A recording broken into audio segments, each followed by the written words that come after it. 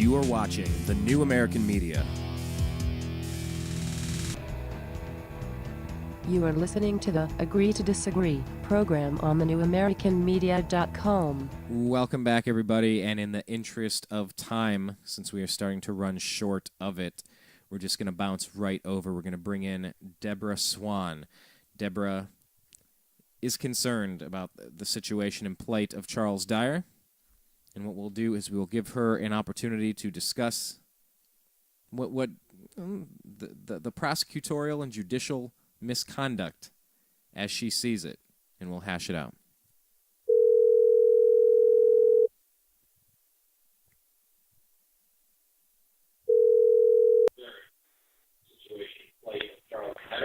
Hello. Hello, Deborah. It's Brian with the newamericanmedia.com. If you have the radio on in the background, if you could silence that, that would be greatly appreciated.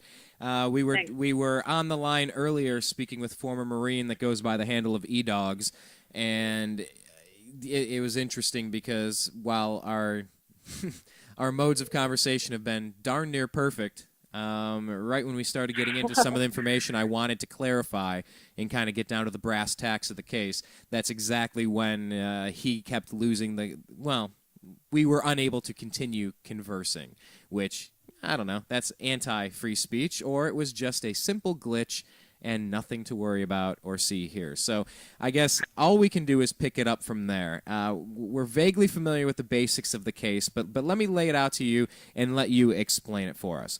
Can you just give us the basic bullet points of who Charles Dyer is, where he gained notoriety, what happened with the accusations? Just let's start with that. Who he is, how he got notoriety, and when the accusations started.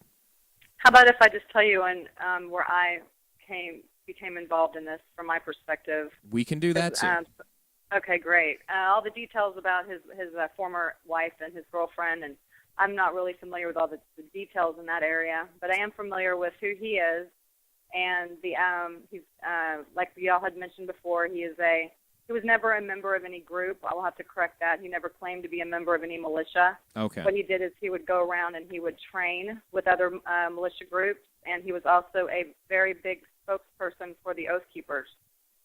He was one of the first original, pretty much founders of the Oath Keepers, but when Stuart Rhodes offered him a position with Oath Keepers as the liaison for the military members that were joining, Charles declined that offer, but he still accepted the offer to be a spokesperson and to travel around at tea parties, and he spoke for Oath Keepers, and he also helped lead the ceremony on reaffirming the oath with different active or former military and police officers that attended those tea parties.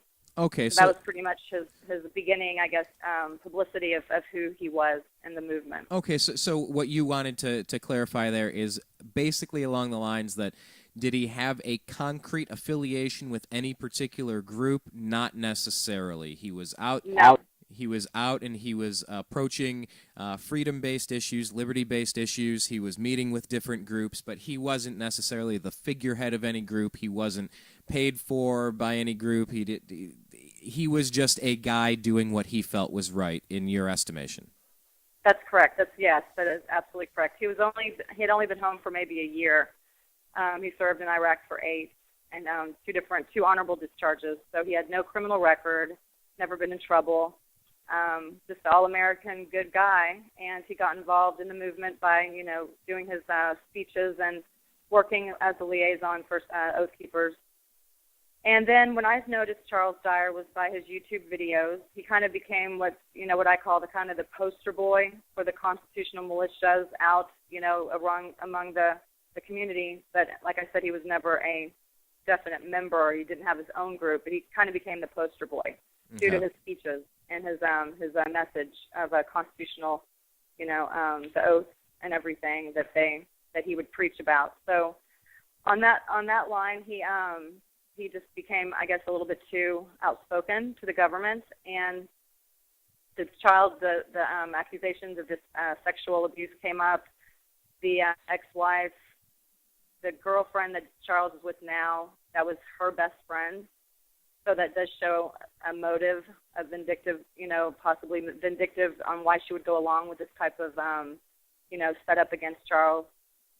So that would be one of the defense. That would be one of the defense. One of the things that could be said. They could make a case and say, "Look, this was my ex-wife.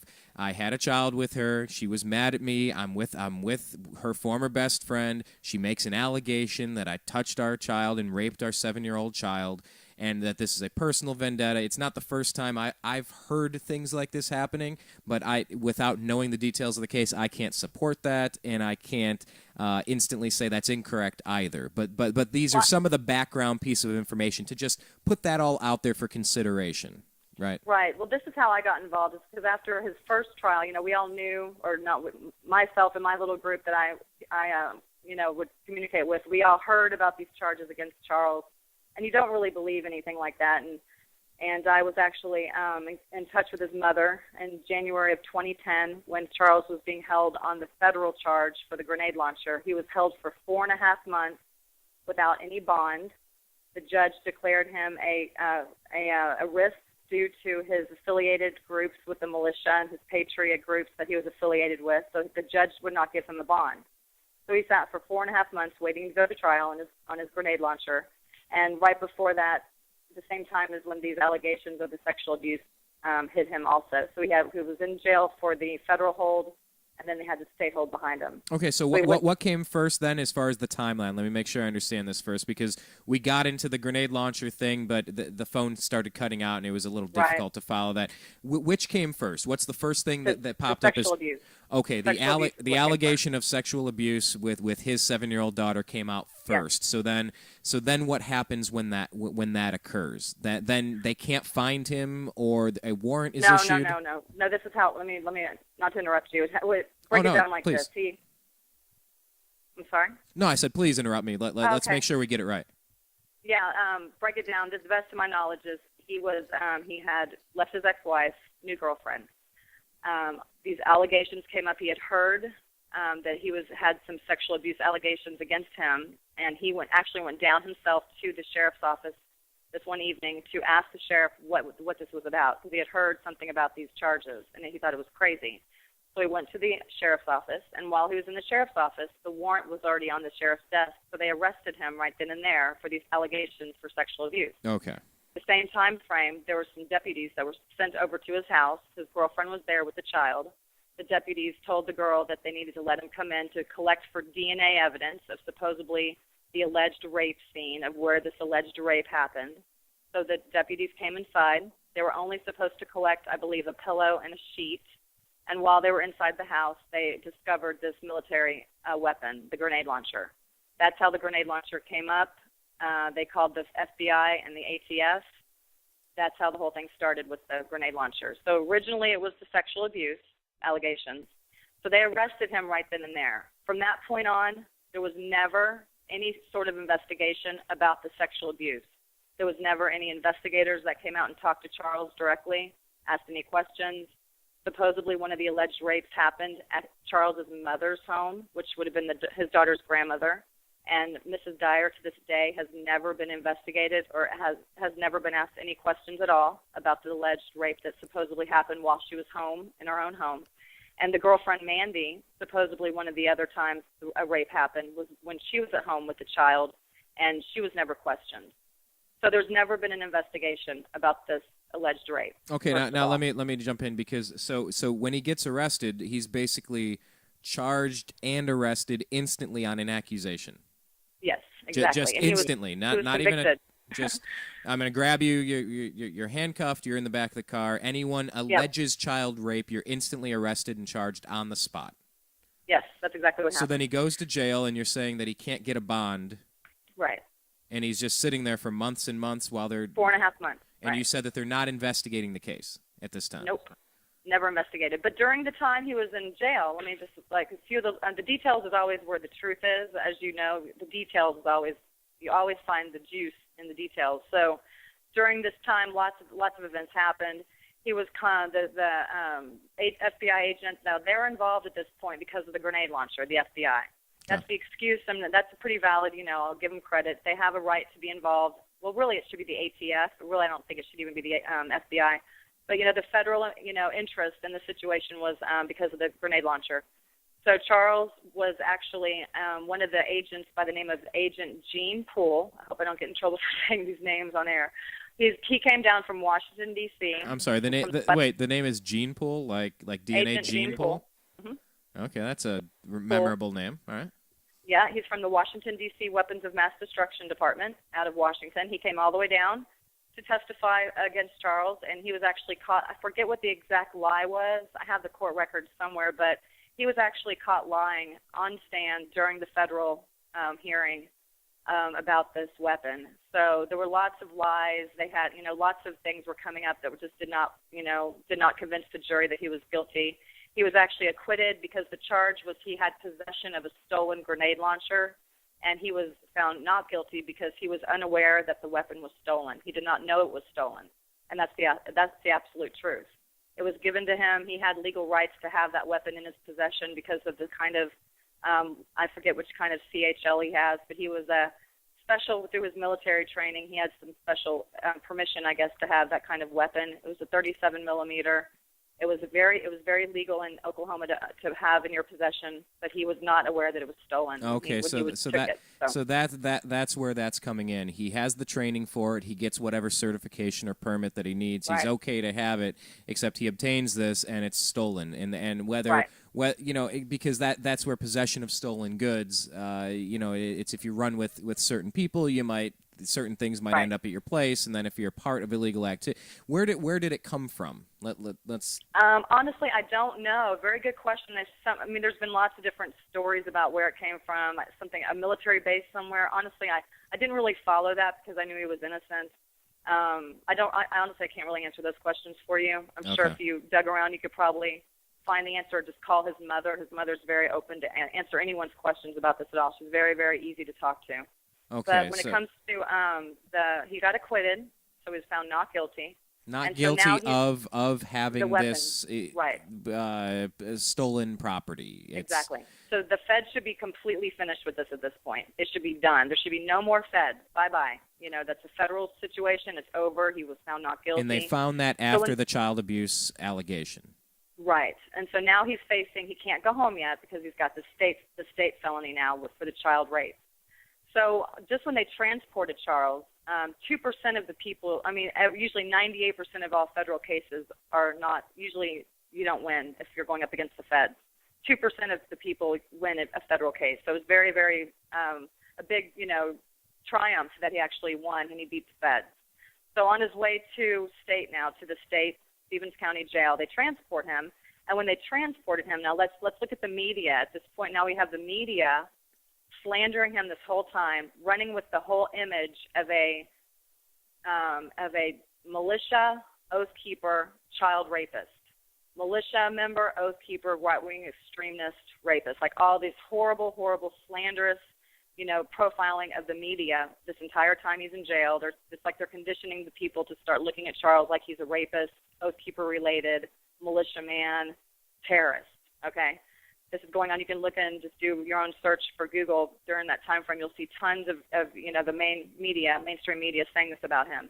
So when they transferred him from federal to state jail, it was completely, they had a helicopter following him. They had, the whole roads blocked. They had him shackled and chained completely like he was a serial killer. They had this whole entire overly amped up transporting him from federal to state, just to, they had all these patrol cars following him, a whole, caravan of cars to transport him like he was some hardened criminal that had just, raped 20 women or something crazy. So he was really shocked to see this whole amp up over, himself because he's just Charles Dyer. So that was the beginning in his mind of, wow, this is going to get crazy, the whole situation. So from that point on, he was ready for his trial because he was, he has a beautiful defense. And when I heard that he was he actually ended up with a guilty verdict, okay? He had a guilty verdict, but for some reason, one of the jury members on the way into the courtroom during the first trial decides to change his vote to not guilty.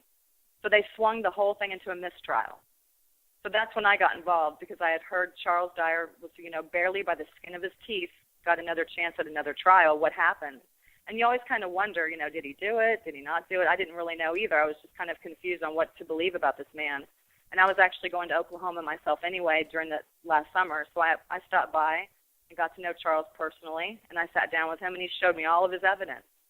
And I couldn't believe how much proof this man has to show that he did not do this. And so you originally found him, you had found some YouTube videos, you had listened to some things, and that's how you initially were exposed to this. Am I understanding that right? That's how that Well, I had an interest in the situation I'm trying not to get off track because it goes really, really deep. This rabbit hole goes really deep.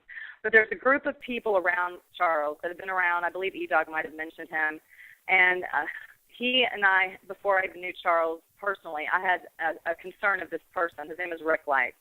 And he had done some situations because I used to have a Patriot group, and I was actually taking my group out to train once a month with Rick Light, Minuteman is his handle. And then I found out very quickly that this group is very dangerous and that they were actually trying to set people up. And they actually tried to set my group up by giving my daughter a weapon that was altered. It was sawed off by 2 inches. And I didn't know this when he handed it to my daughter. I had no idea. But there's a lot of chain, that's a whole other story, but there's a lot of chain of events that I actually found out that this weapon had been altered. And thank God I didn't have it. My friend who was connected to the police, he told my friend how to disassemble this weapon illegally and get rid of it legally. So I didn't have any concern about, it was completely taken out of my hand and handled.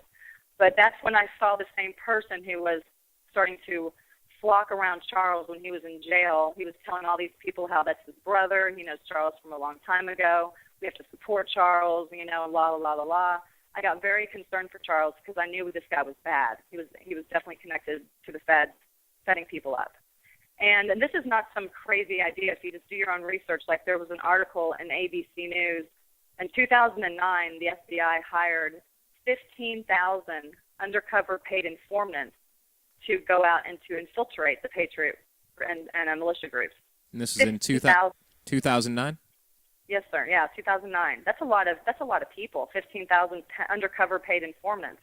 And the $22 million, I believe I read was the budget. I can put a link in your chat room later if you want to see the article. But $22 million, divide 15,000 into $22 million. I don't know what the number would be per each, an estimate on what each informant's getting paid. But this is a real job for some people. Okay. So it's it's very real. And that's how I started. My concern for Charles is when I saw this person, acting like he knew Charles very well. I wrote Charles a letter during the time he was locked up, during that 4.5 months, asking him if he knew of any of these people, and one of the main persons was Rick Light. He wrote me back and he says he knows of Rick, but no, he doesn't know him. So I warned Charles, and let him know, hey, be careful. This guy's bad news. This is what he did to my group. Just pay attention. Well, that's where my whole attention was starting to pay attention to Charles. And then when I found out that his first trial went so bad, and I found out he had a weapon that was given to him that was stolen, that was concerning to me because all these people are kind of connected in the background. Okay, and then when I went out there, what you can say personally is that you have had people give you illegal weapons who are connect once. Well, I mean, once is enough to know that it is occurring. I mean, right. If you sniff a problem once, you don't need to go back to it. Exactly. But what you're saying is that there are some people who are part of these programs, and you've encountered some that infiltrate groups to see. Now, I would say it would be legitimate to see, okay, are there groups of people who are planning attacks on our heroes in military uniform or in the fire department or the police department? Are there people trying to do violent acts or criminal activities, and to get in there and take a look around and see if something seems wrong? But what you're saying is that you have firsthand encountered where people who have infiltrated some of these groups, basically just putting on a wolf's or a sheep's clothing, trying to get in there, and you're saying that they are trying to set people up to get a payday on the back end? Yes, I mean this is real, and I've been trying to slowly. At first, it was very much speculating on my own, actions, on my own, investigating, because no one's going to come out and ever admit this. Okay, so you can never. Well, Fast and Furious. Yes, you're right. But let's look at Fast and Furious. Nobody mentioned anything about Fast and Furious, until people started dying, until the families started asking questions. You look at Border Agent Brian Terry and what happened down on the southern border. I mean, this is Attorney General Eric Holder arming the enemies of the United States to shoot and kill the heroes that we're paying and asking to do a very difficult job, which is protect and defend our southern border. And they've still lied about it, and the president, so the top cop in the land and the president of the United States have lied and now hid information and hid behind executive privilege. They won't even talk about that, I find that disconcerting. I find that at the very least very Fast and Furious. I have a big problem with that. So to consider that they might be doing other things, especially when they're calling suspicious activity, I don't know, reading the Constitution or talking about the Bill of Rights and the Founding Fathers. I can't believe that our own Department of Homeland Security has turned the tables on freedom-loving, American-loving citizens as the enemy. It almost seems like it's too bad to be true. It happened. Our Founding Fathers the same thing happened to them. It's just we're just repeating history over again. I mean, that's all this is. It's not really a new story. It's new to me, though, because I'm actually witnessing it, and this is an opportunity for us to change the course of events, hopefully. And for anyone who understands what I'm saying or understands what we're talking about here, it's really basically, I call it a modern COINTELPRO. That's a term that the feds used with the CIA back in the 70s, and they say they don't use this type of, infiltration. They don't go the counterintelligence programs is what that means. COINTELPRO. Because it's basically the dirty tricks of the FBI. They'll go and they do the dirty stuff, the stuff that's not legal, but they do these things and they get other people to do their dirty work for them, and they set people up. And so it's not supposed to be used anymore. But if you go and if you look up the definition of COINTELPRO, these people that you'll keep hearing about throughout this conversation, it's textbook. I mean, what they're doing, what they've done to Charles. It's just history repeating itself. So we have an opportunity, like we are right now, hopefully, to stop this and to educate other people to understand what these type of signs are, like of how people act, what they're doing, and just pay attention to people's actions. And we have to expose these people. I mean, because if we don't expose them, then we're never going to have any kind of I'm not saying I want to have any sort of resistance to do anything against any government or whatever, but we need to have some people who understand what's going on and to understand the Second Amendment. And if we lose that, which is what's going to happen if these people are not exposed, there'll be nothing. The word militia will just continue being a bad word. Well, knowledge is power, and that's right. When you look at what DARPA's coming out with, what HARP might be capable of, you look at all of the advanced tools that are available at the fingertips of the military, which is quickly somehow cross-breeding itself in between local law enforcement, where it's becoming a prison planet with drones in the sky and microchips in people. It's stuff you wouldn't think would happen in Terminator 2, and it's happening today. It's horrible. But especially in 1984, where they talk about, kind of rebranding words and you give words new meaning. I mean, the word militia, like, you grow up thinking about Waco and Ruby Ridge and Oklahoma City and bad guys. But, exactly. I looked this up on Wikipedia. It says the term militia or irregular army, it's commonly used today to refer to a military force composed of ordinary citizens to provide defense, emergency law enforcement, or paramilitary service in times of emergency without being paid a regular salary or committed to a fixed term of service. So, I wake up this morning and I see this horrible shooting that occurred in Colorado, and I'm still gathering data, and I don't have all the information in front of me. I'm not going to rush to judgment like our president did with the Cambridge police acting stupidly without having that information. But I'm reading this as I'm trying to do some research here, because I'm not supporting Charles Dyer. I'm not defending Charles Dyer. I'm not advocating his being thrown away. I do hope that you want to support his rights, though, because everybody, even if he's guilty or whoever, everyone has a right to a fair trial, period. That's just the way it's supposed to be. Yeah, so I do hope that you do support that. That part of the story. Yeah, and you're absolutely right. What I'm saying is I'm still gathering information here. I've had more than one person approach me about the Charles Dyer situation, and that's where I can at least say, okay, My curiosity is piqued. You have Good. my interest. Good. What is going on here? So as I gather the information about the shooting in Colorado, and I'm doing this search, I look for the word militia. I'm reading about it in times of emergency law enforcement. And then I see this thing where 70, 90 people are shot at a Batman movie premiere in Colorado. 12 people are killed. And I'm thinking, in a time of emergency like this, where are the militia members in the theater to pull out their sidearm and shoot this guy in the head to stop him from killing innocent people? That is... I'm by the definition, emergency law enforcement in times of emergency without being paid a regular salary to provide defense. Militia's a good thing. It's a I've talked with cavalry. They're the cavalry. Yeah, basically. and I've talked to Stuart Rhodes, and he said from Oath Keepers on the program before, and he said when seconds count, police are only minutes away. And that's not a knock on the police. It just means that guns save lives and police clean up crime scenes. So I'm trying to get my head around the fact that militia's been turned into a dirty word, but it's in our Second Amendment. It's our Second Amendment right to form a militia. We should be the backup line of defense. We're supposed to be libertarian, rugged individualists that rely on ourselves. So all this disarmament talk now with the UN Small Arms Treaty or Michael Bloomberg saying that oh yeah, we need to ban guns and that certain cities can ban guns. I don't get what's happening here because it's so anti-American to talk this way. Exactly, and so that's why the number one fear of our government, bottom line, is a educated and an armed society.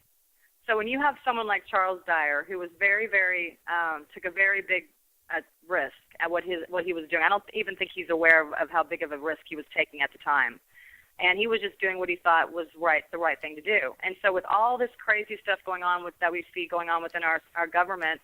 If you have someone like Charles Dyer, who's very inspirational, he can really kind of spark that feeling of what being an American really is about when you listen to his speeches. I mean, he did that to me anyway. Not all of his speeches, but a couple of them really hit that nerve of what he just made a lot of sense.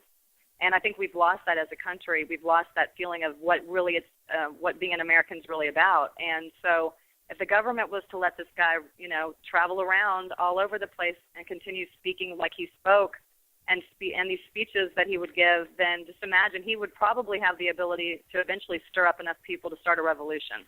And that's the power that I believe that they saw within him that they had to silence.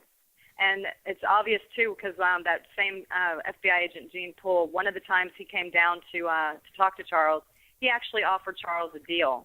And he told Charles that they can make this all go away. They can drop all these charges if he would agree to work for the FBI for 2 years.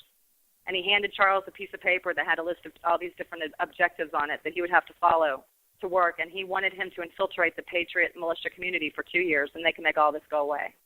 And as he was walking out the door, Charles told me that Gene Poole said to him, he was kind of laughing sarcastically and said, "It looks like Charles won't be making any more YouTube videos now, will you, J4P?" And kind of walks out the door. And then during one of the searches, they confiscated his mask that he was wearing during his speeches, and also one of his speeches. That has nothing to do with the child rape charge. So why would they take a mask in some of his speeches he was working on? So those are just a couple of little highlights to show you that there's a whole ulterior motive going on behind this charge of rape that they've charged him with. Well, this from the Declaration of Independence. It says, "When in the course of human events it becomes necessary for one people to dissolve the political bands which have connected them with another, and to assume among the powers of the earth the separate and equal station to which the laws of nature and of nature's God entitle them, a decent respect to the opinions of mankind requires that they should declare the causes which impel them to the separation." So, when it becomes necessary to dissolve political bands, this is where we've been before. Now, like I said, I'm not familiar with all of his speeches. He might have said things that were far too incendiary. He might have said things that had violent undertones that I cannot support. And I'll tell you, at this stage, I have not had ample opportunity to research all this. So read the Second Amendment if you have it in front of you. Do you have the Constitution in front of you? Absolutely. So just read the full entire Second Amendment. See what it says. A well-regulated militia being necessary to the security of a free state. The right of the people to keep and bear arms shall not be infringed. Well-regulated militia being necessary to the security of a free state. Now, people like Bloomberg and progressives today, They fear a citizenry that has the capability to defend ourselves. But this is one of the most important. It's the second most important thing that they put in their list of 10 things. Number one, you can say what you want. Number two, you got a right to defend yourself, and well-regulated militias are necessary. So what day and age do we live in where our Second Amendment is being declared dangerous and tyrannical and hostile? It doesn't add up. It doesn't make sense that following the rule book is now bad. It doesn't make sense. What does the rest of the Second Amendment say, though? Did you read the entire thing? Is there anything you left out, possibly? There's the very last sentence of it is the most. That's where the government could say it's something of violence. Do you see the final? You know what? I had that particular part of this pulled up. The ending of it. That's the part where if you keep reading the Second Amendment, it does say that it's right for the people if there's ever a time to where the government oversteps its authority. Now, I'm not saying that this is what I'm advocating at all. I'm just quoting this Constitution. It says something along the lines that it's up to the people to form together and to form a militia to come together and to resist against when there's a corruption of government. It's up to the people to resort to arms and to take their country back. And that's the whole entire Second Amendment. So the Second Amendment does say that, but that's after you've exhausted all other means of trying to do everything else possible before you get to that point. And that's what Charles would always say. He would say, once you've exhausted every other political means of trying to get your government to listen to you, be ready to resort to arms if necessary. And that is a very terroristic type of thing to say, but it is his First Amendment, and it is what our founders, it's in our Second Amendment, which gives the Constitution its teeth. Without the Second Amendment, we have no First Amendment. And it was terroristic. It was terroristic to the English colonies. Exactly. To the English king who wanted to keep us as subjects. Yeah, it was quite unpopular to the guy who wanted to have all the power and control over the people to say that as well. I mean, that's the history of this country, and it's begging and pleading, because in the 1760s and 1770s leading up to the Revolutionary War, people were begging and pleading, stop doing this. You've got to stop pushing us. You got to stop poking us with sticks. Okay, we're petitioning you for a redress of grievances. We're telling you again that you need to stop. And you just reach that Crispus Attucks moment where a shot rings out and everything is changed, and you wake up one day and you see all these shootings in Colorado and you hear about the gun ban instantly. And it's, exactly. I do a radio show on the Freedomizer radio network on Mondays. It's called Eccentric Perspective. And there's a caller that called in, and he said, talking about the UN treaty, banning whoever the hell the UN is. We don't vote for them. It doesn't count to me. I mean, this guy said, yeah, let them try to take my guns. They can come get them. Bullets first. And it's just like, I don't want to think this way. I don't want to talk this way. I don't want to consider this stuff. But this is part of the birthright and the burden of being an American, is understanding the history of leave us alone, comma, or... Hello? Yeah, and it okay. I was pausing for dramatic effect there. Sorry about that. But you know what I'm saying? Like it's implied that there are teeth to this, and nobody I know wants violence. Nobody that I know either. That. Charles doesn't want it either. Don't think that he does. Nobody does. Nobody wants that. I mean, I don't know of anyone that wants that. So it's just important that you see where he's going. Where Charles's whole idea. I mean, his whole message was very, very threatening to the government. And so that's where we're at. So what's the one way you can destroy somebody? What's the one thing you can label on someone that everybody runs and scattered away from? Sexual abuse. Now, what happened with Julian Assange? Didn't the same thing happen with him? With WikiLeaks? Yeah. Something like that, yeah. Now, it happens all the time. 73% of the men who've been accused of raping or molesting a child are innocent. It's so tricky. It's so tricky because, the one thing that I just I can't talk. I can understand a lot of crime. I can not endorse, but I can understand where people are coming from. If say two high school kids are in a fight and someone punches someone, knocks them out, they fall and crack their head on the concrete, splits their skull, and they die. They weren't trying to kill that person, but I can see where that murder would have. I get it. What I don't get is I don't get child rape. I don't get pedophilia. You If don't Charles accidentally wake up and do that. And Charles either did that or didn't do that. He was did either that, set up or not. He was offered a plea. Check this out. He was offered a plea right before this last trial. They offered him 8 more months to serve, and then because that would be 2 years total. And then they would let him out after 8 months. He would be a convicted sex offender, and he'd have to go to all these programs, and he'd have to put the sign in his front yard, the whole shebang. He would probably end up being dead. But he's innocent, and so he knows he's innocent. And if he was guilty, he most likely would have taken that plea. And so he stuck through this entire time, and he has the proof. I mean, this is what's so sad about it. He's never had a chance to get his truth out there, and that's when I got involved. I'm not sure how much time we have left, but we're just getting to the juicy part of his story. When I got I'll tell you this much. We'll reset it for everyone. I'm talking with Deborah Swan.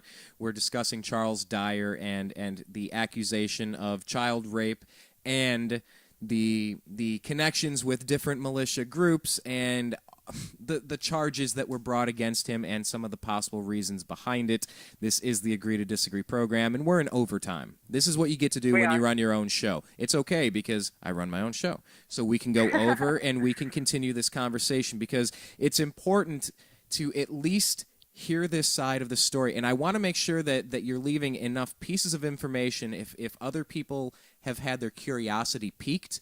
They can do their own research. They can take a look and run with it themselves. Because at the end of the day, we're either talking, it's at least appearing to me that we're talking of one of two things.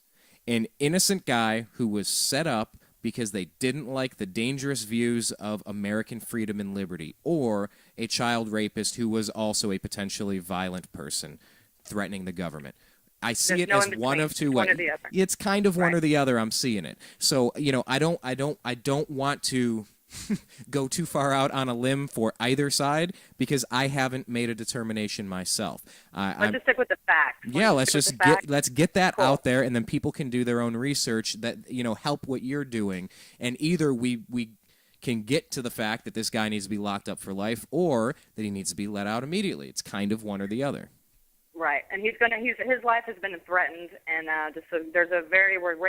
we're actually on borrowed time at this point, and I'm not just saying that because my life has been completely uprooted as well. There's a lot of backlash to stepping into this situation that I've experienced, and E-Dogs and other people have experienced just because we're trying to help him. So, but to the facts, though, if you want to go back to the facts, do we have time to keep going? It's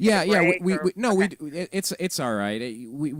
We can continue going right here, and I'll tell you that when confronted with this story, when approached with this as a topic, I remembered the words of wisdom that had been provided to me multiple times throughout the course of the new American media history, and that wisdom says, "Be careful who you affiliate yourself with, Brian. Be careful who you line yourself up there with."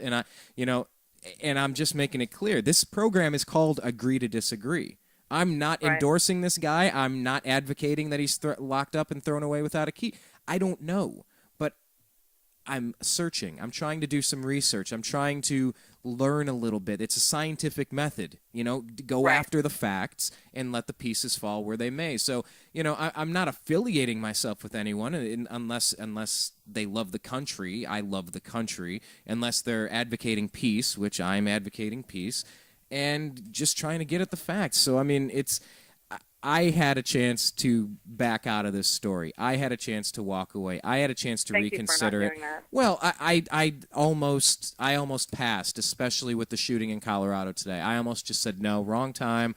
I need to do some more research. I don't want to make it seem like I'm advocating somebody that might have done some horrible stuff. But you know what? I thought about it and said the name is Agree to Disagree. And if I'm not taking a stand, I'm not agreeing with myself or disagreeing with myself. I'm letting you speak, and I'm letting you tell us what you think is going on. That's one side of a very complicated story, and let the pieces fall where they may. So I'll put it back to you. You said we're just getting into the juicy part here, the kind of the meat of it. The feds, as we were talking about, the feds should not even be at this point be involved. It's a state crime.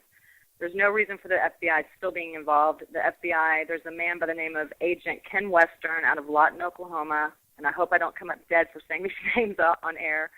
But this, tie him back into these militia groups, he works directly with the man we mentioned before, Rick Light, Minuteman.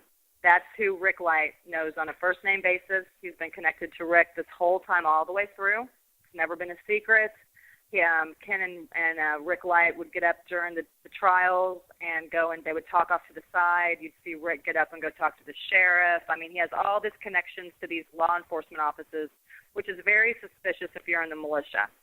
Okay, it's very good I mean, not all cops are bad and not all FBIs are bad, but they don't usually like the militia. I mean, we all know this. And so to see the Rick Light involvement and then to find out there was a 12-state manhunt for this guy. Let me see if I can back up a little bit. During the, let me give you all some reasons for why Charles left, because that was a very big deal. He left. His first trial he went to, I explained that, he got a mistrial. One person changed their vote. They threw a mistrial out. And let me remind you, during that trial, his daughter, the victim, on stand for the record, said during that trial to the prosecutor when she was up there on her being a witness, that her dad did not do these things to her. And it's on the record. She flat out said that during the trial, on record, that her daddy did not do these things to her. Okay, and during that same trial, the assistant prosecutor, Carrie Hickson, out of Duncan, Oklahoma, she lied during the closing statement, okay, the closing statement of that first trial. This is why he got such a horrible guilty verdict. The closing statement was that they just got the DNA lab report back, and they looked at the DNA report, and they have just read it, and now that it appears that there is a second rape victim and that the DNA of Charles Dyer was found. And that's all they said. They kind of left everything hanging right there in the air. So Charles looks at his attorney and tells him, get up and... Let me pause there as he looks at his attorney. How do they found, okay, I don't want to get graphic, but they find DNA, but how do they know it's a rape victim? Let me find the rape victim, because they took DNA samples from the alleged rape scenes, supposedly. That's why they went and got the sheet and the blanket and stuff during that one the search warrant when they found the grenade launcher. That's what they went in there to get these alleged pieces of items to do a DNA forensic report on. And this was a warrant through the Oklahoma Department of Investigations, the most highest level of any kind of forensic investigative department that Oklahoma has available for these kind of high-profile, investigations. So they had these items investigated through DNA forensic, and they did not find. The report says that Charles's DNA was excluded from that report. There's nothing to tie him to either of these rape scenes. There's nothing to say. There's no sperm DNA that came up in this report. But the assistant district attorney and the district attorney, he allowed her to get up and do this closing statement saying that there was DNA found, that Charles's DNA was found with a possible second rape victim. And that was a total lie. And so Charles looks at his attorney to get him up and, go say his closing statement. And his attorney looks at the judge and says, the defense rests, Your Honor. And Charles said he almost came out of his chair, like, angry. What the hell are you doing, And the attorney looks at Charles and whispers to him and says, we don't want to make the judge mad. We don't want to make the district attorney mad. The jury has a copy of the DNA report. They'll read it. Don't worry about it. So the attorney didn't do anything for him. Just let that whole statement, that was a closing statement. So the district attorney plays off the ignorance of the jury, because these scientific reports are not very easily read. They're hard to read. And Charles actually had an expert witness during the trial. They paid $4,000 for this man to go up and explain the DNA evidence to the jury. Well, it just so happens that this scientific expert forgot his notes. And when he was asked questions, he didn't know how to answer them.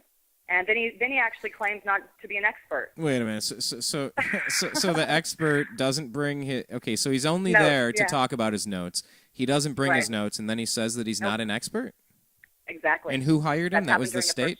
That was the state? The defense side Charles hired this man to come in and be the expert to explain the DNA. Oh, Charles hired this guy to defend him, and the guy shows up without his paperwork and then says he's not an expert. But he took his money. Yes, okay. Exactly. That's how everything went. That's one little example, and this is all on court record. One example of how this entire thing is, when I say hijacked, I mean hijacked. Okay, pause on hijack real quick, because could that just be a lousy representative that he paid? Sure. Or okay, so that's not necessarily someone who got to somebody else and said, I want you to flub this and make it bad. Okay. Well, I mean, if it was a good attorney, then Charles's attorney would have gotten up, I would assume, and you have a right to have your witnesses present. That's part of your due process. And if there was anything of that kind of level of that failed during my defense trial, yeah, I would definitely be raising hell. I would have my attorney raise hell and a demand to have a retrial or a pause, or there has to be something the attorney could have done. And for the district attorney to lie to the jury, I mean, completely lie. What they were talking about was the skin cells DNA, which skin cells is a whole different kind of DNA than sperm cell. And so I forget the word that's skin, it's epi something, I forget, but they were basically talking about the skin cell DNA, and that's what the prosecutor was, referring to the jury, playing off their ignorance. And that's how the whole thing ended. So the district attorney is corrupt. Charles is realizing. I mean, now he's like, oh, my God, this is crazy. His defense was never presented. I mean, there was a forensic investigation of the computer that was in the home of Valerie, the mother, and the victim, the daughter. And on this computer, they had the Feds do the Department of Investigations do a thorough forensic, investigation on the hard drive. And they were able to pull out all these images of not child pornography, but just of pornographic images, of all kinds of searching on how to testify in court, what happens if you're caught lying, how to get your child to say certain things in the courtroom. I mean, this whole entire evidence of showing conditioning or showing, training basicly that was done on that computer in the home of the mother. And this was all done just a few hours before she would take the little girl to either a counseling session or to the court that day. All this fell right into place with all of the time slots that was plainly obvious that these searches were done and these images were shown to someone in that house on the same day as court was scheduled.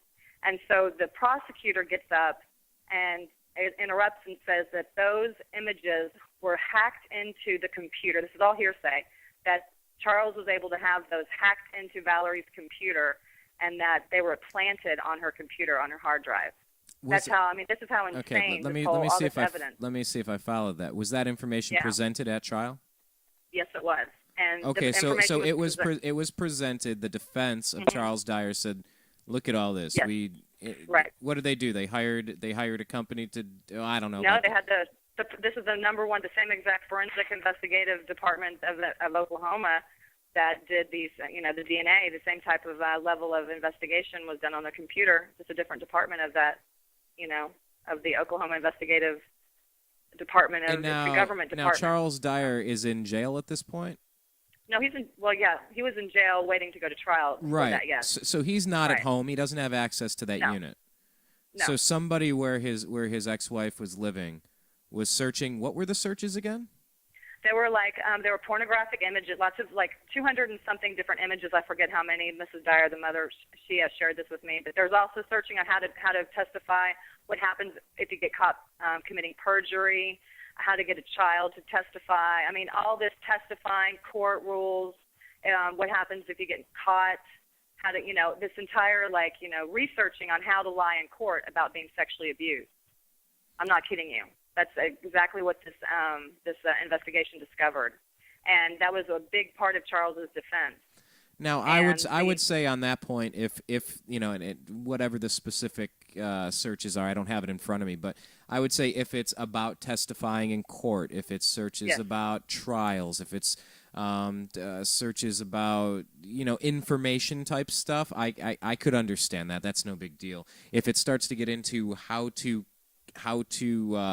make a child say certain things, that's what it was about. Yeah, and I would be very interested to see that full list somewhere. I will show it to you. I would love to show. I will show you anything you want. I'll make a list and I'll get it to you. Because that's where out of all this stuff, I'm just kind of sitting here. I'm soaking it all up. And I don't know. I wasn't there. I mean, in my mind, why would anyone touch a child? Why would anyone touch their own child? But I know it happens. I mean, I've studied child psychology. I've worked in 24-hour crisis centers. I know that dirtbags do dirtbag things. So I'm just soaking this all up. The first and loudest and most visible red flag or signal to me is that if Charles Dyer has if he's in jail, if he has no access to these computers and searches are done the day before court about getting your child to say certain things, about Right. what if I'm caught lying on the stand, what is perjury, Right. what happens to me if my lie gets exposed. That is that is very credible. I'll tell you what, if I was sitting on a jury and I saw stuff like that, I would have a very hard. Let me just say that's quite compelling, and I'm interested to learn more about that particular thing. There's even more. There was no investigation like we talked about. Well, guess who has a known sex offender living in the same house that the mother and the daughter had been staying in? Her uncle, Valerie's uncle, his name is James Hickey or something like that. I have a video that I put on YouTube about this. He is a 2-time sex offender. Been convicted 2 different times of having indecent exposure with a minor and for sexually abusing a child, and he has been in the home with the child. I'm not saying he did it. I'm just saying that why wasn't he a number 1 suspect? Why wasn't this man ever even part of him? I mean, that's the first person you normally, in a good, thorough, honest investigation, that's one of the first people you would investigate as a suspect because the uncle had been around the child. Let me ask, Charles what was would get angry with Valerie. Charles would get angry with Valerie? For allowing her uncle to babysit the child when Valerie would want to go out and party and leave, didn't have a babysitter. She'd have her uncle babysit the child a lot of the time. Charles would find out and go over and pick up the child and bring her back home with Charles. So Valerie has a very shady past on being irresponsible, and this is a known sex offender. You can look him up on Oklahoma Department of Corrections, and you can see his charges right there, and this is her uncle. He was never even a suspect. So there's so many. Let me ask you this: what was the when the mother? I'm sorry, I don't have her name in front of me. What's her name? Valerie.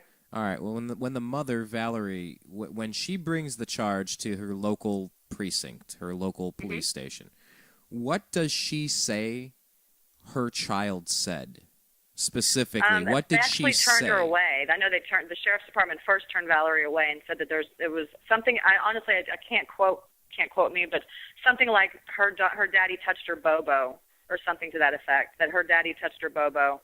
But this was a week after supposedly it happened. Valerie waited a whole week after, that she'd already been back with the mother for a whole week.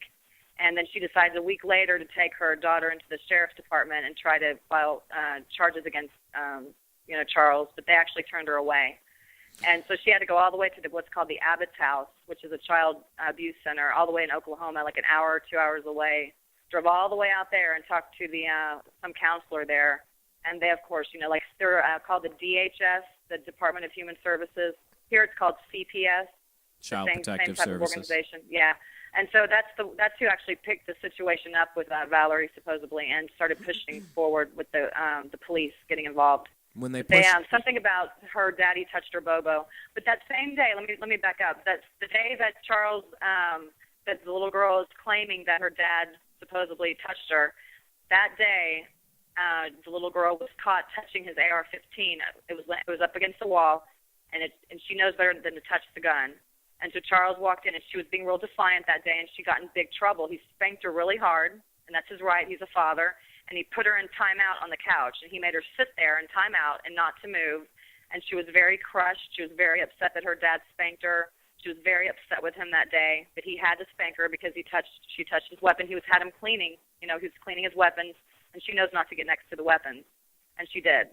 And so that was a very, very strict, very hard discipline day that he did in order to make her not do that again.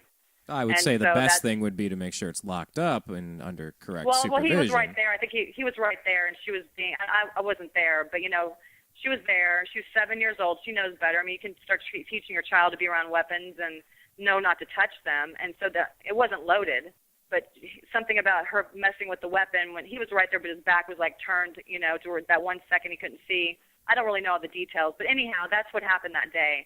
So when she left with her mother, she was very upset that day because she got spanked and she got put in timeout for a few hours. So that's what happened that day at the house. That's the last time you saw her before these alleged charges were pressed by Valerie a week later. So it's very, if you thought your daughter was molested, wouldn't you take her right away? And the medical exam, the doctor, here's some interesting information. The medical expert, supposedly, who was, testified in trial, he never said that the child was molested. There was never any signs of any molesting. but he said that there was a possibility. I have the medical report, whoever wants to look at it. But he's only a normal practitioner. He's just a family doctor.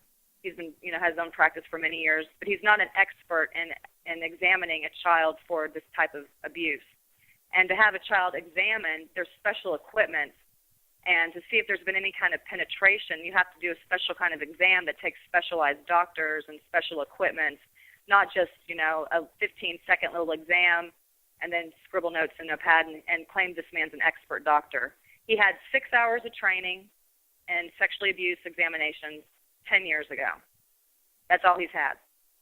And this is the expert doctor who went in and testified that the child possibly could have been abused. You know what this gets me thinking? It's the same thing I thought earlier, because I mentioned to you before, and I've said on this program, we're talking about Jerry Sandusky and with Penn State and how I have no sympathy for a child molester. If someone gets into a heated argument and something leads to another and something bad happens, I get it, but I don't get accidentally raping little boys for decades. No. Let me just wrap. I'm sorry. No, it's all right, because I guess it's showing me two things here, because I have such a hard time hearing about semen and kits to look if there's penetration on 7-year-olds, and it's so harsh. It's something that paints such a putrid picture. It's so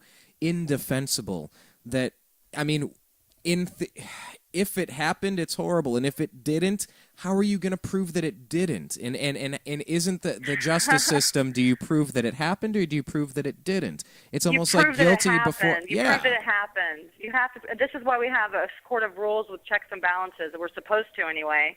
And you cannot convict a man to 30 years without parole, never had any priors, clean record, on a statement. 4 trials later, okay? He got convicted for life, but they give him a plea for 8 more months to serve if he would just plea out, take this charge, and be found guilty. For only 8 more months he had to serve, in comparison to he said, no, I want my trial. Because this new attorney that he got, he believed in. He thought that this new attorney was a good guy, and I kept warning him he wasn't.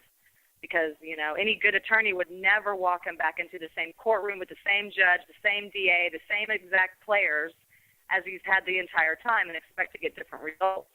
To me, that was insanity. Why the hell are you taking Charles Dyer back into the same courtroom in front of the same people that's already violated him over and over again, and no one's done anything for this guy? No one's held any of these guys accountable, so they're going to do it again, and that's exactly what they did. And so Charles Dyer, talk about the second attorney. Sorry.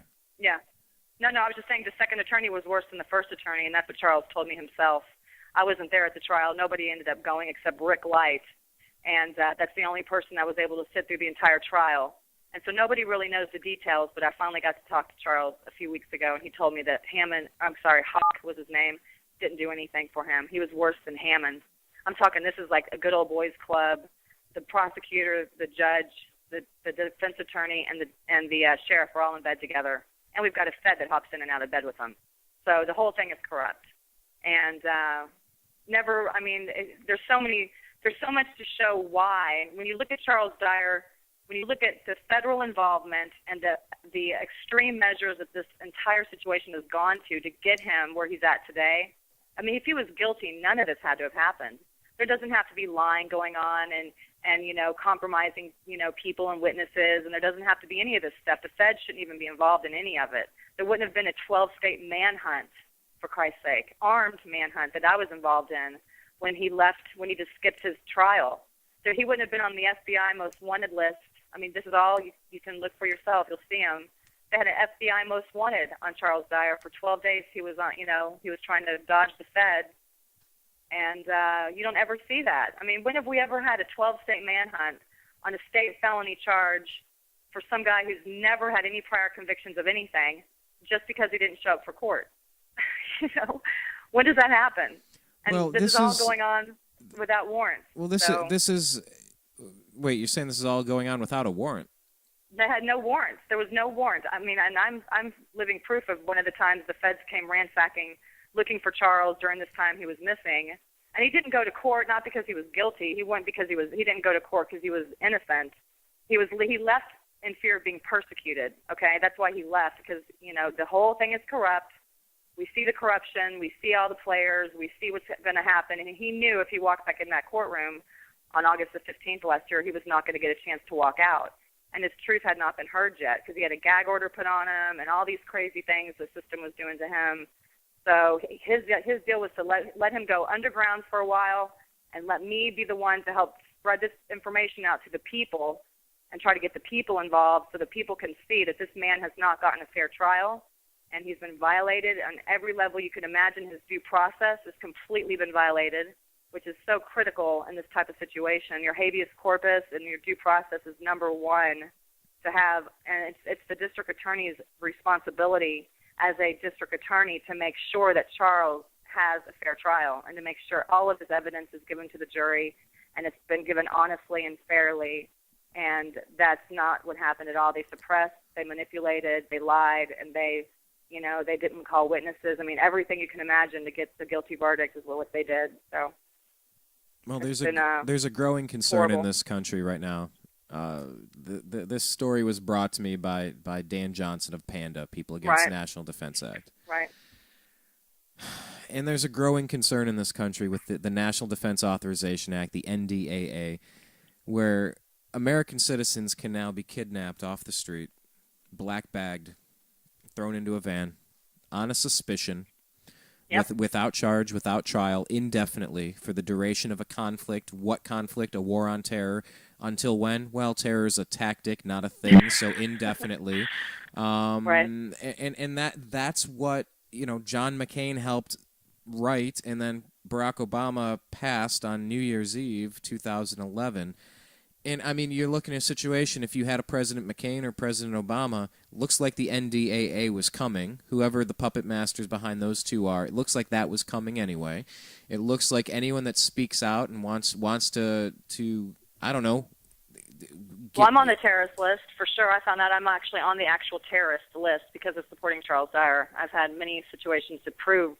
I mean, I've seen the screen myself in the police car. I'm a terror alert. If I get pulled over or if my plate gets pulled up, I have cops surrounding me with guns drawn, and I have completely a very forceful situation. I usually barricade myself in my car, and I lock the doors, and I don't get out until they finally will let down. But eventually, they're going to start busting people's windshields, and if we're not careful, if we don't get control of this somehow. But I'm flagged as a terrorist because of this. Well, you hear things where if people buy their products in cash, they're potential terrorists. If they have a Ron Paul bumper sticker, they're terrorists. It's like, it's like Rational went crazy one day, and I was watching sports at the time. I was watching a football game when Rational went crazy. Woke up with a hangover, and now I'm just trying to make sense of this. What the hell just happened to my country? Seriously, what is going on here? And, that's a concern with everyone, myself included, when you get close to a story like this. Once again, I don't know the details. I'm not defending him. I'm not advocating his arrest. I'm just trying to get the information out there, and we can do additional research later. But I know that just by touching this, I'm going to burn my finger. But I hope not. I hope that you're not afraid, because that's the problem here is no one will touch this, and that's why I'm very much in a dangerous spot. A couple of other people are in a dangerous spot because we have stepped forward, and it's like I said, if he was guilty, all of this would not be necessary. None of it would be going on. There's a lot more to the story. And during the manhunt, let me talk about the manhunt if we have time. The manhunt happened when I picked Charles up and I moved him out of Oklahoma and I put him in a safe location because his life was in danger. He had been almost shot at by the grandfather of his wife. He drew a gun on him. And that same day, the Friday that we left, that morning, his house was leveled to the ground. They burned his house to the ground. Yeah, I saw that. I saw. Yeah. Here's what I saw on ABC. It said Charles Dyer, right-wing extremist, raping a 7-year-old child, burns his trailer park to the ground. I'm like, okay, there you go. You got right-wing extremist, you got the rape, you got trailer park. All right. I mean, you've painted a picture of some white trash running his mouth, probably hates the black president. Not at all. Well, I mean, but that's the image you get when you check out some bullet points and you scan a paragraph or two. You go, oh, it's a legitimate nut job. I'm glad they got this guy. Touching children, I'd take a shot at him. Like that's the imagery that's drawn up in an article like that.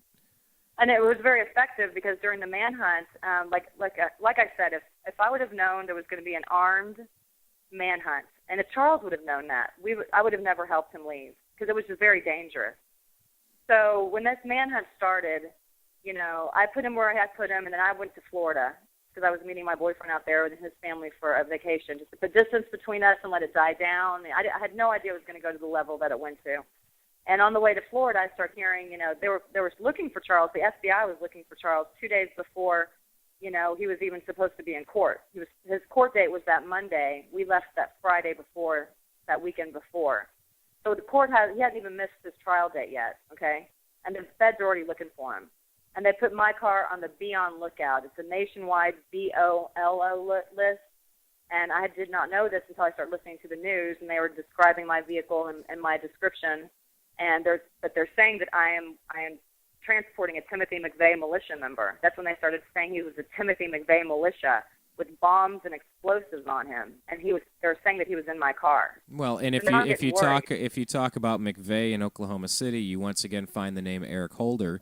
You talk about Ruby Ridge, you talk about Waco. There are a lot of people that say a lot of these situations, when you hear that dirty word militia, the four-letter word known as militia, that a lot of what you're finding, it's just the people on the inside starting the problem to then come in and put out the fire with bullets. Exactly. Now, I can't confirm all of these things, and I haven't spent my whole life researching it, but there are a lot of people making this case. This is another one of the same situations that I'm hearing again, but you just brought it back home to Oklahoma City, and John B. Wells from Coast to Coast, he was on the program.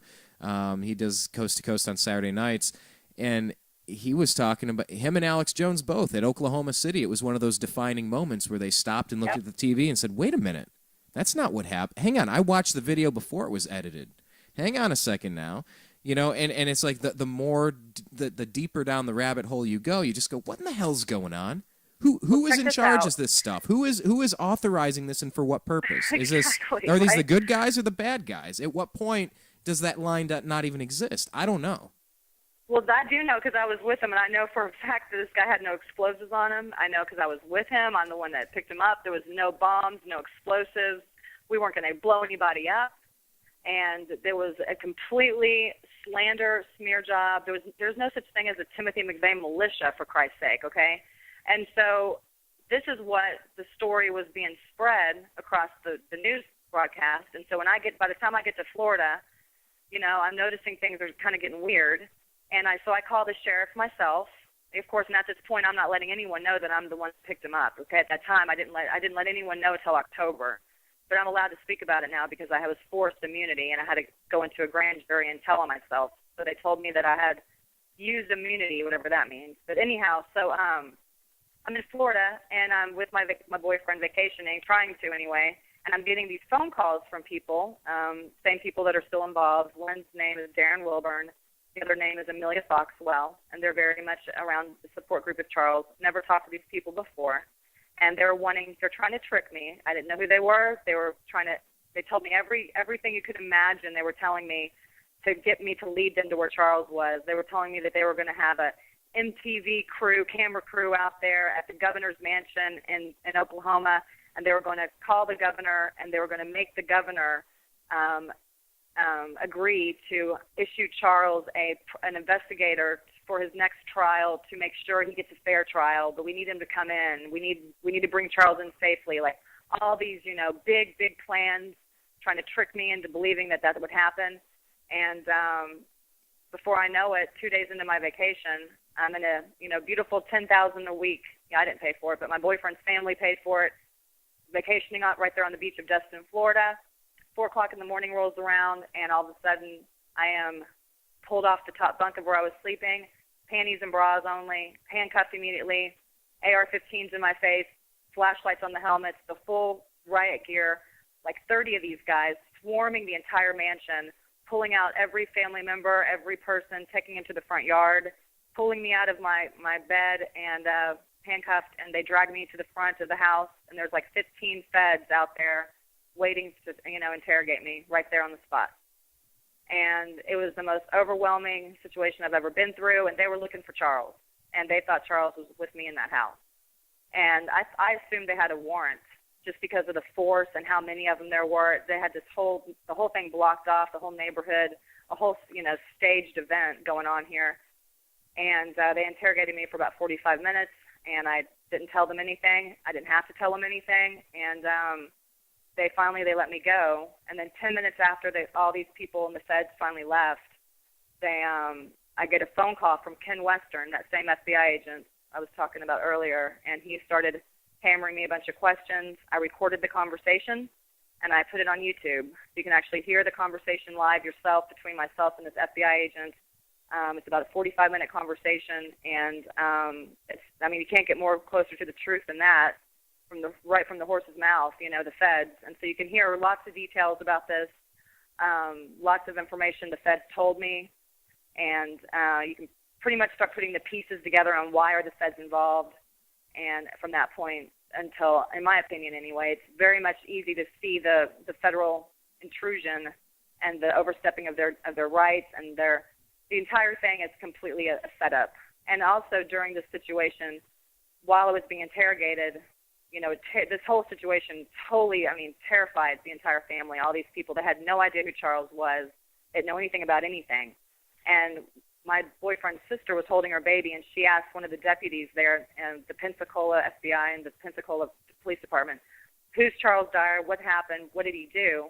And that's when they started telling the family that he has explosives and he's on his way to kill people. And they believed him. And so right when this was over, they told me to pack my stuff and get out. And I had to leave immediately because they thought I was affiliated with a really terroristic, dangerous kind of person.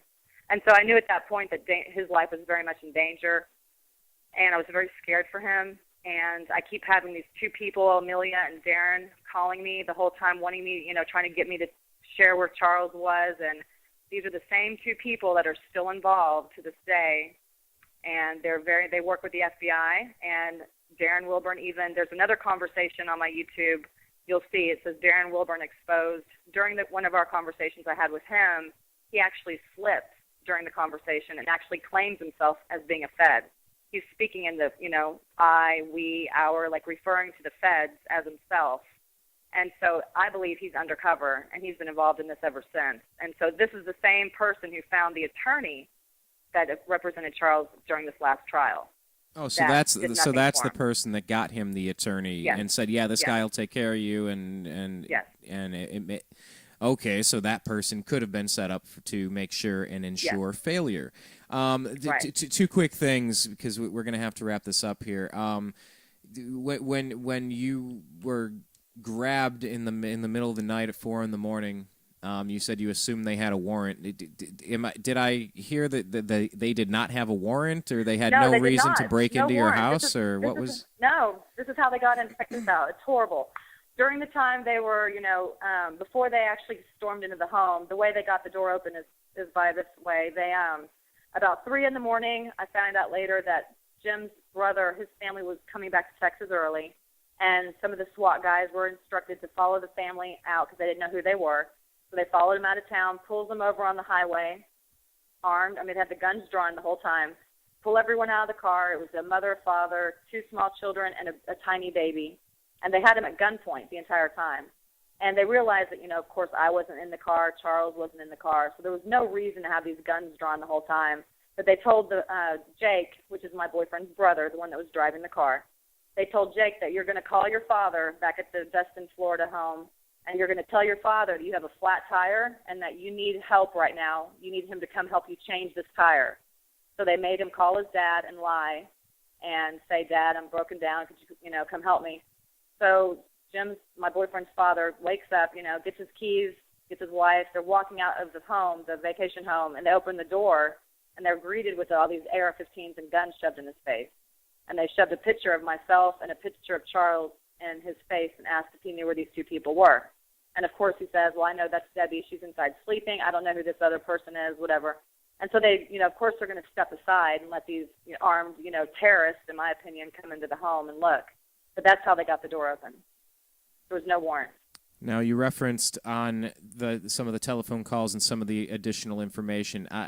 What I want to do is I want to make sure that people have the best resources out there. If this story has struck a nerve with them, if they have any information to add of their own, because you might find people that know another part of this story and haven't said anything about it yet. That you might find people to add a missing puzzle piece to the story that could completely change things, reverse things, or validate things. I don't know. So where are the best places they can get more information about this online?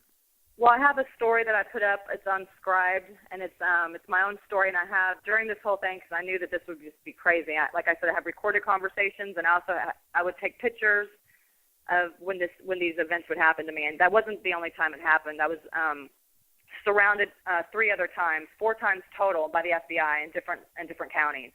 So during the time I started getting smart, and I had my phone in my car, and so I would take pictures of their license plates of the people outside my car. So there's lots of proof to this, and it's all inside the story. It's a 47-page document, but only 16 pages is my story, but the rest of it's pictures of the proof. So there's evidence to show what I claim is real. But it's on scribed.com, and if you search exposed, sorry, hang on a second. If you search exposed judicial corruption in the case of Charles Dyer, you'll find it. I don't know the link, but you can also go to the Facebook page for Charles Dyer, and it's just search Charles Dyer. You'll find it if you just Google it. I'm actually in the process of working with Dan. He's helping me put together WordPress, so I'm going to have everything in one location, so it's easy to find everything. So we can get that link once it's done if you want me to help, reference it easier for you guys. Gotcha, and that's Charles Dyer. That's Dyer. He also goes by July 4 Patriot. July 4 Patriot. If you search my name is Deborah Swan, like a bird, SWAN, and you'll find tons of stuff if you just do, Charles Dyer, Deborah Swan. It's off of Scribe, and that's I need to update it, but that's from my experiences from the beginning of all this up through August of last summer. I'm sorry, through October of last fall. And there's been a lot of things that happened since October. I just haven't documented them yet. But that should give people enough to hopefully get interested and help research and hopefully share information if they have anything. Well, Deborah, like I referenced before, a lot of people are concerned about the National Defense Authorization Act. You've found yourself wrapped up in the middle of some of this, and it's complicated when it gets into the allegations that have been alleged here, and but a lot of the stuff you've brought up, there were a couple of moments where you put some information out there. I just keep going back to that they searched the computer at the home of the mother that was not happy with Charles Dyer, the former wife that she was searching for. I would love to see the very specific search results of what they were searching for, because if it's along the lines that I think you were saying, I mean, we're kind of paraphrasing is what I'm getting at, like the exact vernacular. I can get the court records for you, and the actual records of that would be very interesting to see some more of, because if he's in jail at the time and she's the only one in that with access to that computer, and she's searching how to get a child to say XYZ on a stand, what to do if you get busted for perjury. Now, that's some pretty damning material. I don't know one way or another. Like I said, I'm not defending one side or the other. I don't know all the facts here. But you've raised a couple interesting points, and the fact that this guy was very outspoken, just trying to restore this country to some basic constitutionality, some legality, really, and that some people might take that as a threat. And I haven't checked out all of his videos. Maybe he did go too far in some of the things that he said, and I couldn't endorse that. Or maybe he didn't, and he and I say the same stuff. I don't really know. But what I do know is you feel compelled to spend some time researching this. You think something is wrong. 4 trials later, he's sitting in jail, and something still doesn't smell right. Yeah. He's convicted of 30 years now. Well, and they're going to kill him. They've already said once he gets in general population. They told his mom once he gets in general population, they're going to see how long he lasts. So they want him silenced completely. And he tells me that the same Fed, Ken Western, comes in and talks to him or used to when he was still in Stevens County, and gives him an update on what I'm doing out here. And he said that Ken Western wants his words exactly was, Ken Western wants my ass really, really bad because I keep putting this stuff out there. So it's a little concerning because I was hoping I could help Charles, get it turned around, but the support team is all federally infiltrated, and it's just been one hell of a challenge. So we'll have to wait and see what happens.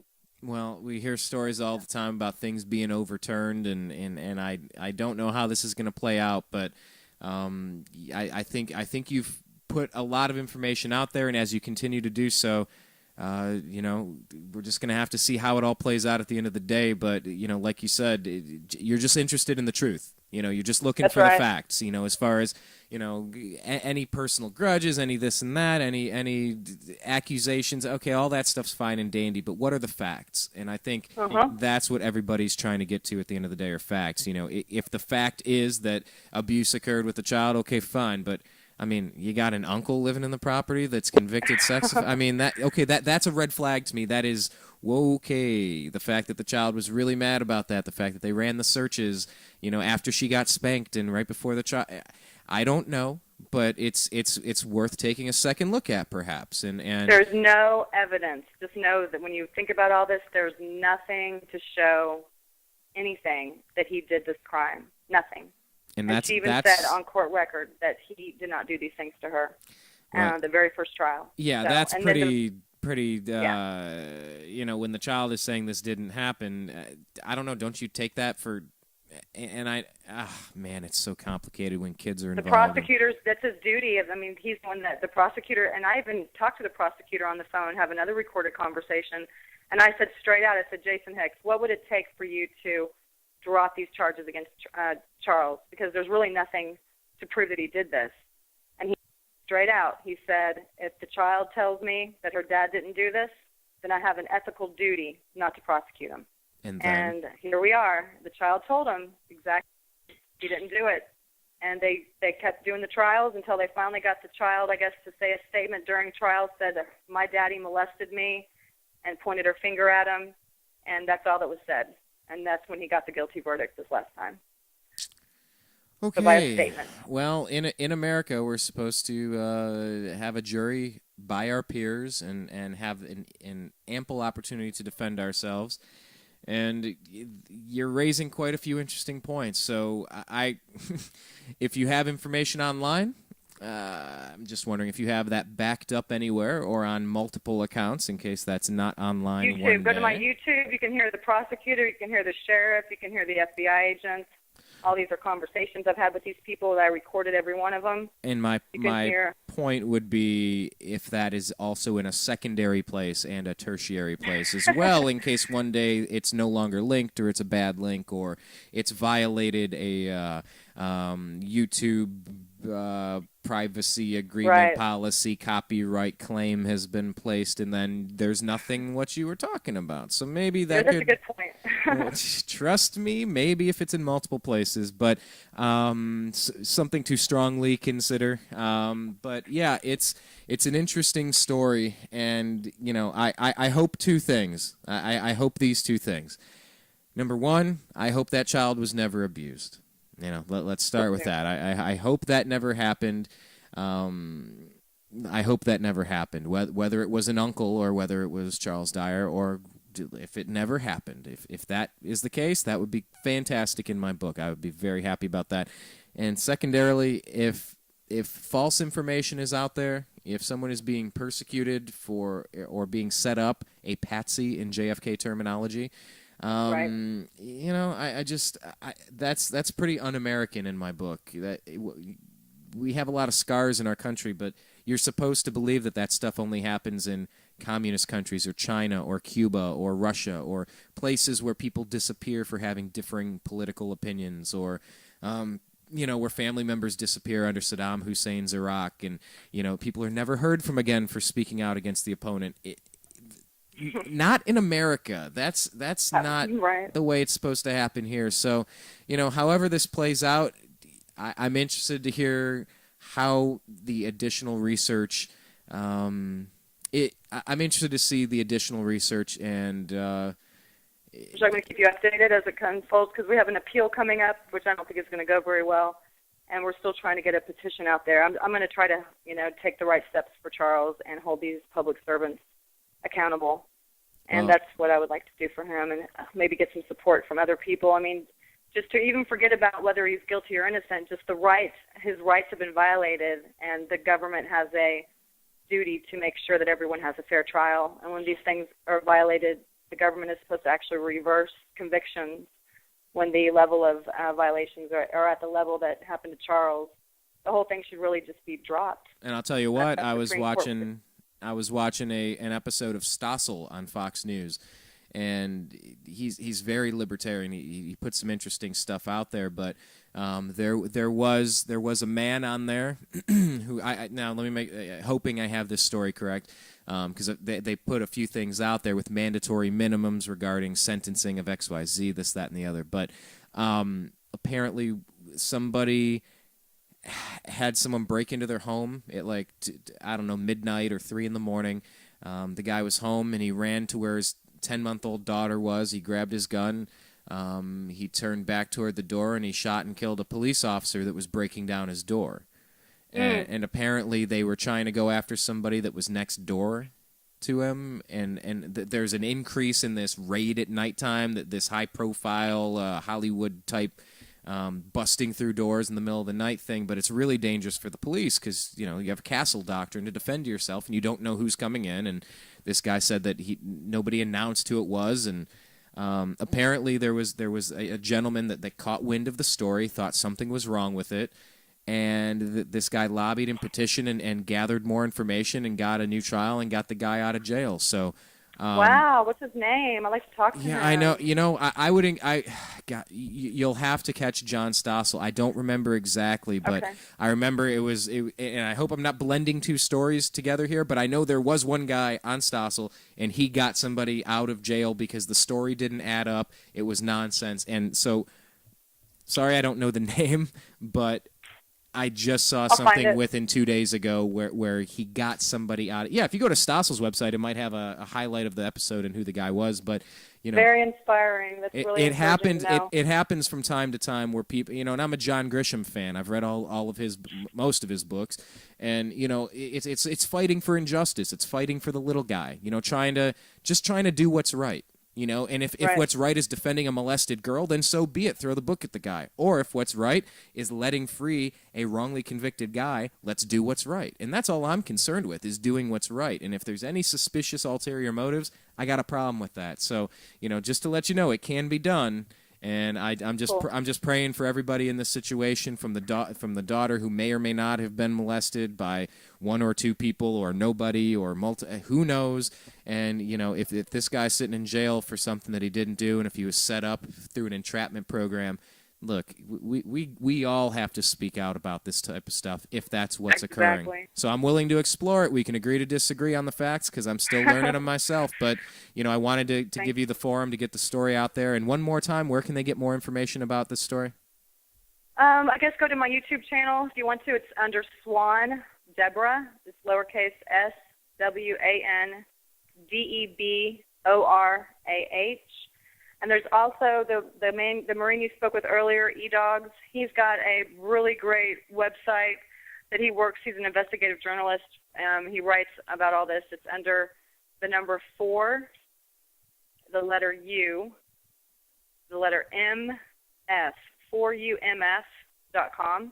And there's a whole, area of all this details of what's been going on with all these different people. That should give a good breakdown for people. And also, I have a WordPress out. It's going to be called Expose Patriot Corruption on WordPress. And I'm working on that right now. Hopefully I'll have it done in a couple days so people can go there and hopefully have one place to go with all this, everything that I have, documents to show the proof of all this stuff. So there's a lot of information out there. All right, well, Deborah, until then, keep your nose clean, stay safe, best wishes and prayers. It's had to have thrown a monkey wrench into your life one way or another. I don't know. This is I will say this is a weird story. There's something weird about this. And when the daughter's saying my dad did not do this and he's convicted, when you know they're running searches at the mother's home and the mother's got an axe to grind against the dad, when okay, there are things that have popped up that are red flags here. So just get your story out, whatever it is, and the truth will set us free. That's all we're looking for, not agendas. I don't hate the government. I don't hate anybody. I just want what's right and fair for everybody, and that's pretty basic. That's pretty straightforward. And you know, we just have to be willing to have uncomfortable conversations from time to time to get at it. So. Best wishes. Let me add one more then. little tip real quick. That's not interrupted. This is very interesting. April 19th is the same day that the Timothy McVeigh happened. April 19th. It's the same day that Charles Dyer was convicted, and it's the same day. There was one other. It's Patriots Day also. It was April 19th, and that's his name is July 4 Patriot. Kind of strange, little kind of weird situation. So we have all these dates lining up on April 19th that all correlate with Patriot, Charles Dyer, the Timothy McVeigh building, the conviction. He was convicted on April 19th. Very strange. A little synchronicity, if you will. Strange, yeah. Anyway, thanks for having me on your show. I hope I didn't go over too much time. No, I appreciate your... No, I wanted to hash it out. Our conversation, the first one that we were having with E-Dogs, the Skype line was pretty rough, so I wanted to give you a little bit more time then to kind of backtrack and fill in the blanks here, because I wanted to make sure that we're going to put it out there, and we'll see what kind of response it gets. And feel free to comment on the YouTube, and when it gets up there, just add some information and some links as you find them, and we'll continue the conversation there. So, Deborah, thank you very much for your time. Stay safe, all right? Thanks. You too. I'll keep you updated. I appreciate your time. All right, thank you, Deborah. Thanks. Bye-bye. That is Deborah Swan. And this is a story that, like I said, this came to us through Dan Johnson with PANDA, People Against National Defense Act. And he said something's wrong here. It's a complicated story. Dominique Strauss-Kahn, head of the IMF. Didn't he get accused of sexual misconduct and or rape? WikiLeaks, Julian Assange, what's he charged with? Sexual misconduct or rape, right? I can't possibly defend somebody without knowing the facts of the case. I'm not making light of the facts of the case. But think about it. I mean, that's a pretty... You're supposed to be innocent until proven guilty. But, I mean, when you just hear about child rape, it changes things.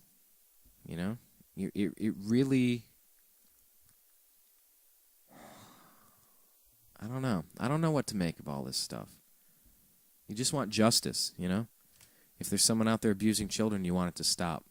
If someone's being set up by their own government because they're becoming a threat, because they're speaking out against the tyranny and injustice in America, you want that to stop, right? You want that to stop, too. I don't know. Charles Dyer, D-Y-E-R. Take a look online. We took a brief look. We're not defending him, and we're not calling for him to be drawn and quartered in the streets. We're not. Because we just don't know. We don't have all the facts. I'd be very interested to see what those search results were from the mother's house before she goes into court. Wow, that sounded very interesting.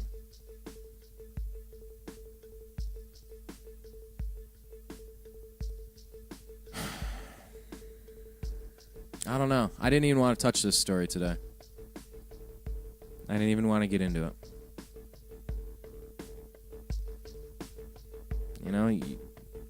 That whole guilty by association thing. You reach out and you burn your own finger. This story has nothing to do with me, unless it does. Unless it does. Just imagine that this guy didn't do.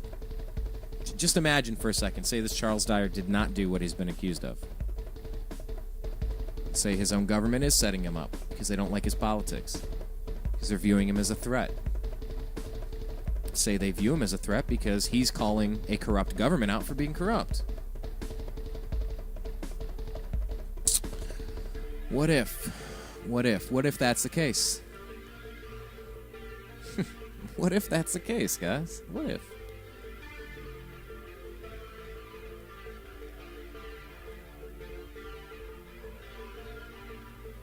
This is a lot. You know, this is coming on a day where there was a massacre for the new Batman movie opening up.